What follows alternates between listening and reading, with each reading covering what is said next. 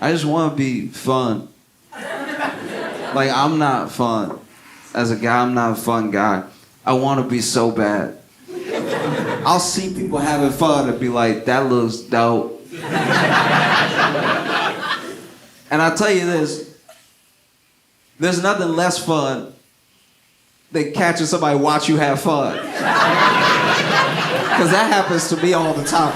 There are times where I'm standing to the side and I'm watching somebody have fun. And no matter what you're doing that's fun, as you catch somebody watching you have fun, you stop. You stop immediately what you're doing. You'll be having fun, whether you're dancing, you be riding go-karts, whatever. And then if you just see someone off to the side like me, like, yeah. You look like you're having a good time. You are immediately not having a good time. It's the worst. It's so bad. I hate it. I don't like being the one to do. I didn't know that when you at a party and people are dancing and you are not dancing, you watching them dance. I didn't know you're supposed to move your head to the rhythm. I didn't know you're supposed to move your head to the rhythm side to side. I didn't know that's what we were doing. Like when people are dancing and they're over there, you're like, yeah, I didn't know it was that. I've done two very off things. One, I didn't know I was supposed to move my head if I was watching people dance, and I was supposed to move my head to the beat. So one time there were these people dancing, and then they caught me watching them have fun when I was being completely still. And that is also heroin. You know what I mean? Like, you really getting it, and then somebody off to the side against the wall is like, yeah. Keep doing that. It's very upsetting, you know? And like I said, I didn't know we were supposed to move our head side to side. So then there was another time I was like, okay, I'm supposed to move my head to the beat. So then I was moving my head to the beat, but I was going back and forth. And that is also unsettling to watch. You're dancing and somebody's like, yeah, to the rhythm, yes. Yeah, get it. I just want to be fun. I want to be fun like, Brazilians are very fun. Brazilians as a people, they have incredible music, beautiful dancing, they're beautiful people and they know how to have fun. I read about a guy who was so fun. This guy partied for 4 days straight. 4 full days of party. He partied from New Year's Eve well into the New Year. So first, then 3 days. He partied for 4 days straight without realizing he had been shot in the head. That's a fun guy. That's a very, very fun individual, you know? This dude got shot in the head and went to more parties and was more fun. If I get shot, I don't know about y'all, but if I get shot in the head, I die, all right? Maybe that's just how I was raised, but like, I don't get shot in the head and keep carrying on twerking. I go to another plane where the mortal coil cannot follow, all right? This dude got shot in the head and went to more parties and was progressively more fun per party. If I get shot in the head, that is everybody's problem. I'll tell you that right now. If I got shot in the head tonight, we are all going to the hospital. Please believe me. And I will be calling out individuals if I see you trying to peel off. I'm like, no, Cindy, I need you. This man was shot in the head. And we don't even know the circumstances of him getting shot in the head. I was reading about it. Nobody knows this. Okay, I came up with some theories because no one knew. I think there may be, you know how guys can be at a party, you're out here dancing or you're walking with your drink, somebody bumps into you, doesn't apologize. Now we have a problem, right? So now you get nose to nose trying to get them to apologize. Then you get loud and everybody's watching. And then you get like fully, you know like when dudes do this, like this full on in my face, our noses are touching. This is always weird. Anytime I see this, I'm like, y'all should just kiss. It would make more sense if you kiss right now. Because this is the thing. If he's here and I'm here, he could still really, he could choke me, he could do anything, right? Like, this is real fighting could happen right here. Here, you're a little too close. Here, there really isn't anything you would punch us if you punch me right now. And so maybe, they got into it. They got nose to nose or whatever. They were ready to fight. And then maybe this dude was like, what you gonna do? What you gonna do has got more people killed than any other sentence in language. It goes, what you gonna do, followed closely by, I wouldn't take that if I was you. It's like, those two are deadly, right? So then maybe he goes, what you gonna do? And then the other guy pulls out a gun and shot him in the head. And then he went, rude. And then walked about his business, because clearly it didn't matter. He had been shot in the head. The head is where they keep all the brains. I don't know how this man was shot in his head and didn't know. I mean, look, what I think actually happened is that he was probably getting twerked on. Twerking is very distracting. If you're getting twerked on by the right person, you won't notice anything else happening in the room. He was probably like, girl, you getting it. Oh my God, you really getting it. You really getting it. Don't worry about that. That's just a loud noise, baby girl. Keep doing what you doing. Oh. No, it's wild. They asked him at the hospital. When he finally went to the hospital, they were like, you've clearly been shot in the head. What did you think happened? And he was like, oh, I thought I got hit in the head with a rock. That's the most shot in the head thing to say I've ever heard in my entire. You know, like when you at a party and you having a good time and everybody just starts throwing rocks. You know that common occurrence that happens at every party where everybody's having fun, we're all dancing, and then that one guy goes, pebbles for everybody. You know that thing that happens all the time to each and every one of us. Thought you got hit in the head with a rock. What? Only reason he went to the hospital is that his arm was spasmic. But he didn't even go right away. He was probably getting twerked on in the moment. It was like, girl, keep doing what you're doing. Keep doing what you're doing, girl. You're really getting it. Oh my God. That's amazing. Everything you're doing is great. They finally stopped dancing after like a day. I don't know. And then she was like, where do you live? Let's go back to your place. He was like, girl, I live over there. And she was like, where? He's like, I'm pointing right at it, girl. She's like, what's wrong with your arm? He's like, oh, this has been happening for 3 days, girl.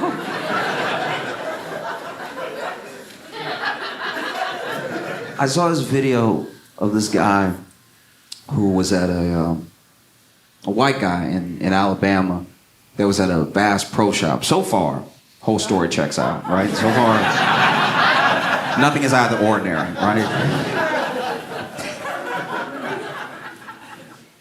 And this dude is very much on drugs. I don't know what drugs, but I know drugs, right?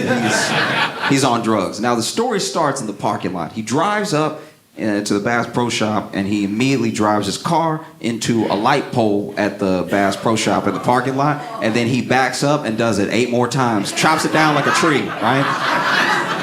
And then he gets out and walks in the Bass Pro Shop. So you already know my man is ready to play. And so walks in the Bass Pro Shop. The video starts where it starts, so I don't know what happened in between. I don't know when he got naked. All I know is this dude.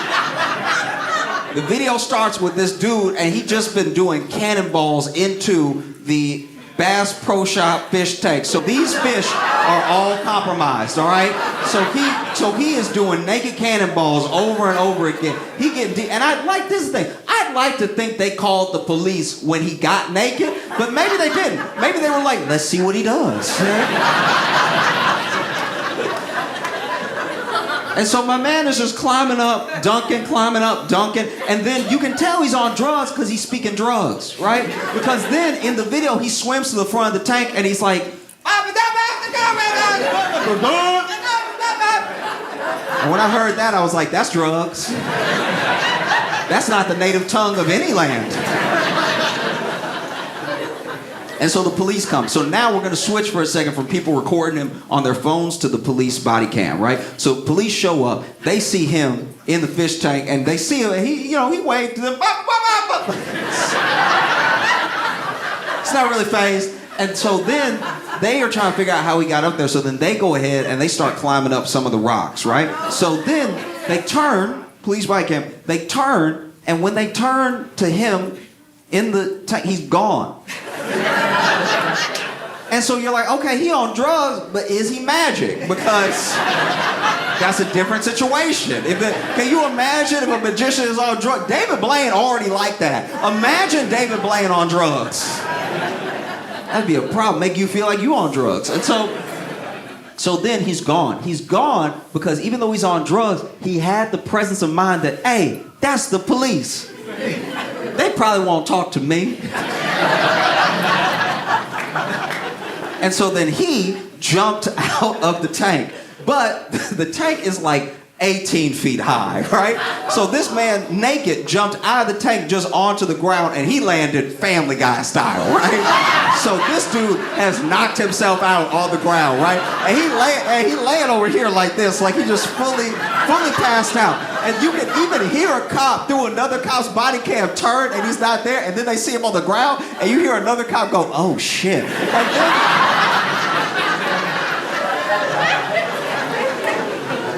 And then they come down. Now this man is like fully out, right? But he is on drugs. And so the drugs do wake him up just in time because now the cops are over him, right? I don't know if they had actually grabbed his wrist yet or anything, but this dude immediately wakes up on drugs, flips over, and kicks one of the cops in the balls, right? So that cop goes down. I don't know the code for it, but he's not getting back up for a minute, okay?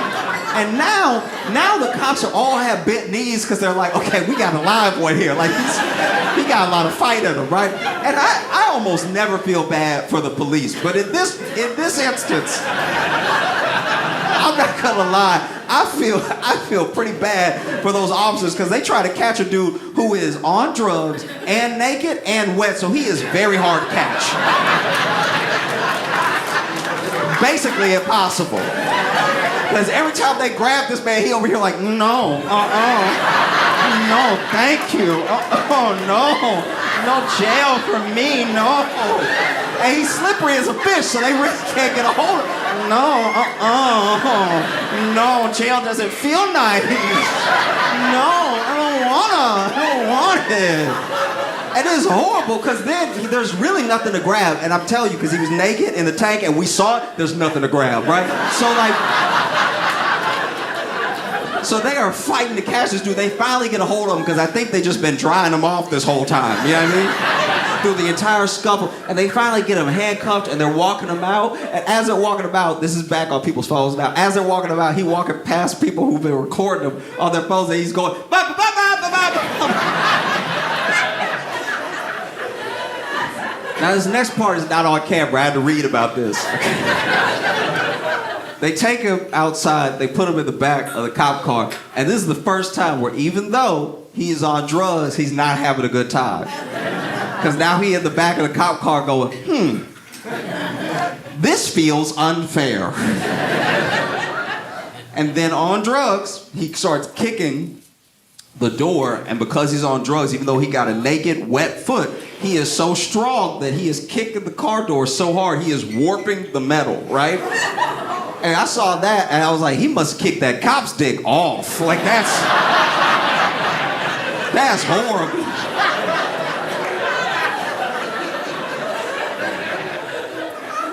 Police had to come out and make a statement the next day where they were like, we hope that his actions on camera will lead to better decisions in the future. Also, we expect Officer Ortiz to make a full recovery.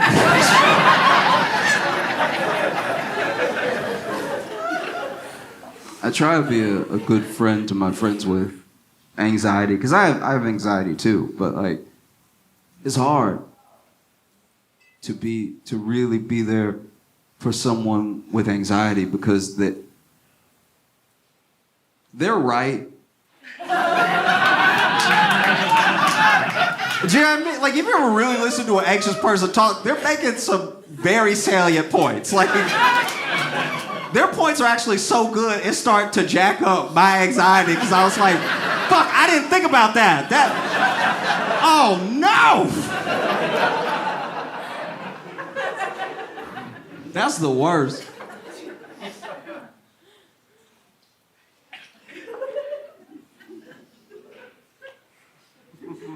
I'll tell you this, one time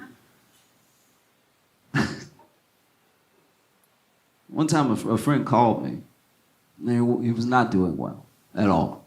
And he was telling me how he wanted to, end it and everything. And then just started describing to me everything that was wrong in his life. And as I listened to my friend, I realized that we had the same life.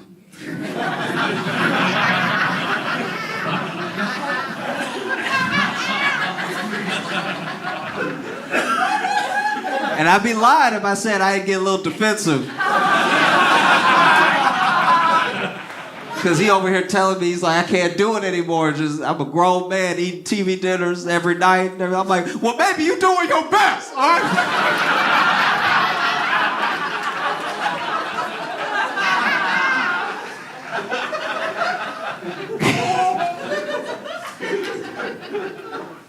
It's like I'm doing open mics every night to a bunch of people who just feel like I'm bothering them while they try to watch the game. I'm like, well, maybe you're gonna get better one day.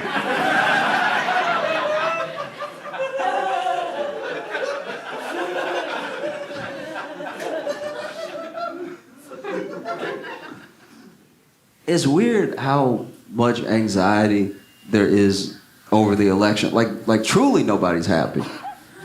Like everybody's like, You even feel how it got in here? Everybody was like bummed out. It's odd, right? Because it's like a rematch nobody wanted.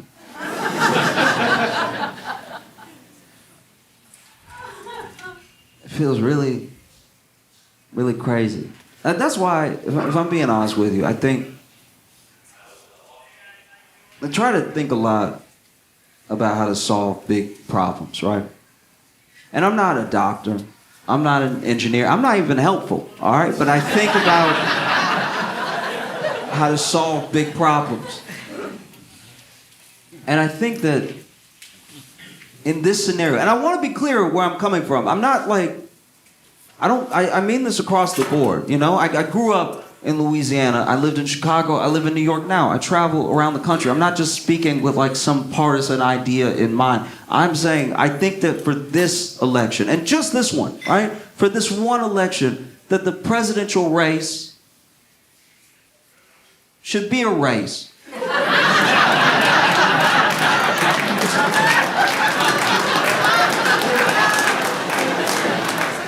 Because no matter who wins, I think we will be more astonished